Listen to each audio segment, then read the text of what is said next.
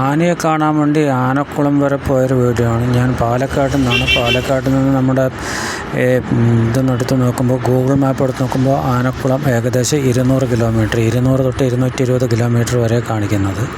പാലക്കാട് നിന്ന് നമ്മുടെ തൃശ്ശൂർ അങ്കമാലി വഴിക്ക് ഒരു ഹൈവേ കൂടിയും, അതല്ലാന്നുണ്ടെങ്കിൽ പൊള്ളാച്ചി ആനമല വഴി ആനമല ചിന്നാർ വഴിക്കും ഒരു റൂട്ടാണ് ഉള്ളത്. അപ്പോൾ നമ്മൾ തിരഞ്ഞെടുത്തത് ചിന്നാർ വഴിക്കായിരുന്നു. അപ്പോൾ അവിടെയും വല്ലതും കാണാം എന്നുള്ള ഉദ്ദേശത്തിലാണ് ആ വഴിക്ക് പോയത്. ഇത് ആലമ്പട്ടി പറഞ്ഞ സ്ഥലമാണ്. ഇവിടെ നിന്നാണ് തൂവാനം വാട്ടർഫാൾസിലേക്ക് ഇവിടുന്ന് പോകാൻ പറ്റും. ഒരാൾക്ക് 300 രൂപയാണ് ചാർജ് ചെയ്യുന്നത്. 3 മണിക്കൂർ ഏകദേശം ട്രക്കിംഗ് ഉണ്ട് കേട്ടോ. ഇപ്പോൾ അവിടെ വെള്ളമൊക്കെ വളരെ കുറവാണ് കേട്ടോ. മഴക്കാലത്തിന് നല്ല വെള്ളമുണ്ടല്ലോ. എങ്കിലും ഇവിടെ അവരുടെ ഒരു ചെറിയൊരു ഷോപ്പൊക്കെ ഉണ്ട്. ഒരു അത്യാവശ്യം കട്ടൻ കാപ്പിയും കട്ടൻ ചായയൊക്കെ കിട്ടുന്ന ഒരു എക്കോ ഷോപ്പൊക്കെ ഉണ്ട്. അവിടെ ഒരു ചായ കുടിച്ച് ടിക്കറ്റ് എടുക്കാൻ കൊണ്ടുപോയിട്ട് ഇത് ഉടുമലപ്പേട്ട രാവിലെ 9 മണിക്കാണ് അവിടെ ഓപ്പൺ ചെയ്യുന്നത്. ചിന്നാർ തൊട്ട് ഏകദേശം ചിന്നാർ ഫോറസ്റ്റ് എൻട്രി കയറിയിട്ട് ഞങ്ങൾ ചിന്നാർ കൂടി വന്നതിൽ ചിന്നാർ മൊത്തം ഒരു ആനയെ ഒന്നും കാണാൻ പറ്റില്ല. വഴിയിൽ ഒരു കുരങ്ങനെ മാത്രമാണ് പറ്റിയില്ല. ചിന്നാർ വേറൊന്നും ഇല്ലായിരുന്നു. ഞങ്ങൾ ആനക്കുളം പാലക്കാട് ഏകദേശം 7 മണിക്ക് തൊട്ട് ചിന്നാർ മുന്നോട്ട് റൈഡ് കാണിച്ചുകൊണ്ടിരുന്നത്. ഞങ്ങൾ ഏകദേശം 11 മണിക്കൊന്നും കാണാൻ പറ്റില്ല.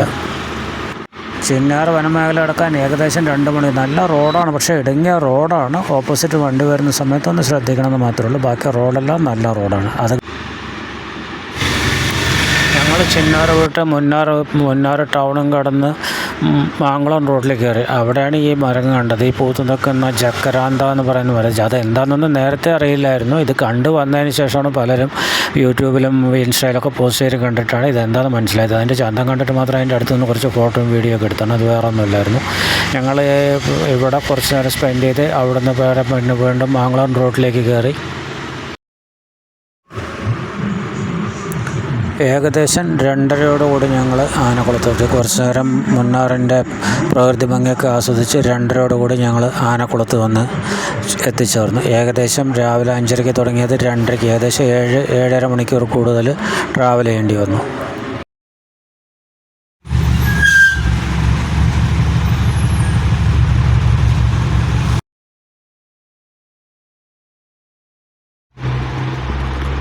രണ്ടരയ്ക്ക് ഞങ്ങൾ ആനക്കുളം ചെന്ന് ചേർന്നു കേട്ടോ. 2:30 ആനക്കുളത്തെത്തി. അവിടെ പൊതുവെ അന്ന് തിരക്ക്, ഞായറാഴ്ച ആണെങ്കിലും പൊതുവെ തിരക്ക് കുറവ്. ചൂടായതുകൊണ്ടോ എന്താണോന്നറിയില്ല. അന്നെന്തോ ഈ ഞായറാഴ്ച കഴിഞ്ഞ് മാർച്ച് 29 ഞായറാഴ്ചയായിരുന്നു അവിടെ എത്തിയത്. പൊതുവെ തിരക്ക് കുറവായിരുന്നു.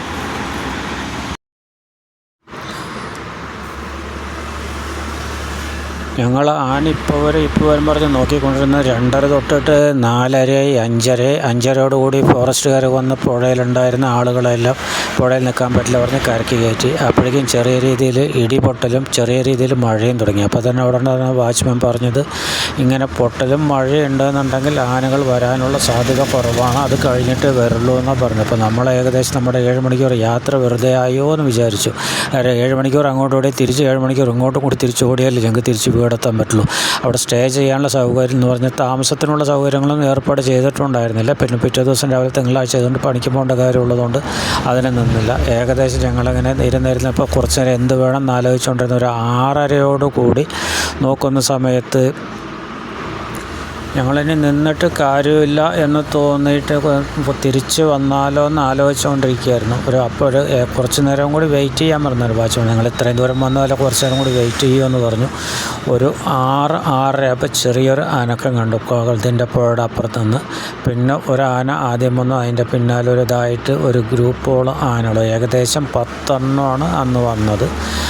ഇത്രയും ചെറിയ ആനക്കുട്ടികളെ ഞാൻ ജീവിതത്തിൽ ഇന്നുവരെ കണ്ടിട്ടില്ല, ആദ്യമായിട്ടാണ് കാണുന്നത്. ഇത് പാലക്കാടായതുകൊണ്ട് തന്നെ ആനകളെ കാണാനുള്ള സാധ്യത വളരെ കുറവാണ്.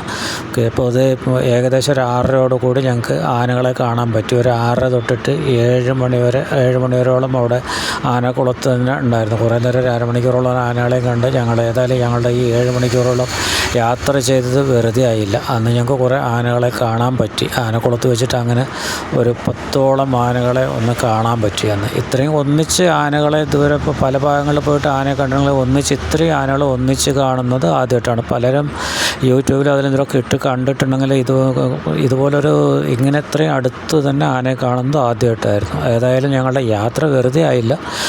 ഒരു 10-15 മണിക്കൂർ യാത്ര ചെയ്യേണ്ടി വന്നെങ്കിൽ 6:30 കാണാൻ പറ്റിയത് വലിയ പുറത്തേക്ക് വന്നു. അതിൻ്റെ പിന്നാലെ ഒരാൾ, അങ്ങനെ ആദ്യം ഒരു 5 പേരുടെ ഒരു ഗ്രൂപ്പായിരുന്നു. അതിൻ്റെ പുറകെ തന്നെ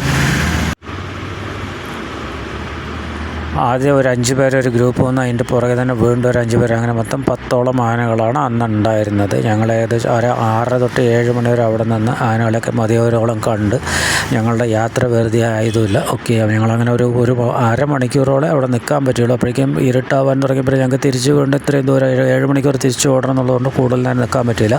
അതിനുശേഷം വേറെ ഏതെങ്കിലും ഗ്രൂപ്പ് വന്നോ എന്നറിയില്ല. അന്ന് ഞങ്ങൾ ഏതായാലും ഇത്രയും ദൂരം യാത്ര ചെയ്ത് വന്നതിൽ 10 ആനയെങ്കിലും കാണാൻ പറ്റി.